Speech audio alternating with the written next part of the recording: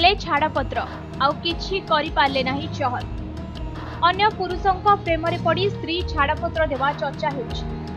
भारतीय cricket team रो leg spinner Yuzvendra Chahal तांका पत्नी धनश्री वर्मा ठारू अलग होइछन्ति। उभय फैमिली कोर्ट रे परस्पर को छाड़पत्र दैछन्ति। निकटरे चहल सोशल मीडिया अकाउंट रे स्त्री को छाड़पत्र देबे बोली इंगित करथिले। निजकु जेते बंचाई पारिथांती ताठारू बहुत किछि अधिक भगवान मो पई करिछन्ति बोली चहल लिखिथिले।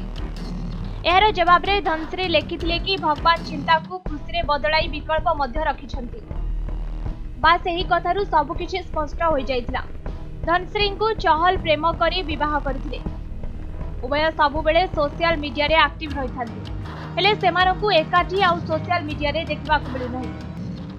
तेबे धनश्री को छाड़पत्र देबा परे 60 कोटी टंका से डिमांड करथिबा सूचना मिलिछि, हेले ऑफिशियली से बाबद रे किछि सूचना मिलि नाही। निकटरे हार्दिक पांड्या तांको स्त्री नताशा को छाड़पत्र देथिले आ तांको स्त्री एबे छाड़पत्र परे पर पुरुषक सह रोमांस करुछन्ति। तेबे धनश्री मध्य चहल को छाड़ी अन्य कहा प्रेमरी पड़िछन्ति बोली अनुमान करा जाउछि।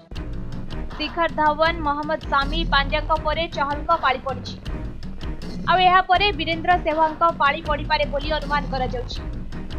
उभयक मध्यरे बुझामणा अभाव हेबारु सेलिब्रिटी जोड़ी भांगी जाउछि। तेणु समस्ते परस्पर को बुझी पारिले किछि असुविधा हेबो नाही बोली कुहा जाइछि। तेबे चहल एबे डिवोर्स देबा परे एकुटिया रहिबे कि आउ कहा प्रेमरे पड़िबे ताहा समय ही कहिबो। ब्यूरो रिपोर्ट, समय लाइव।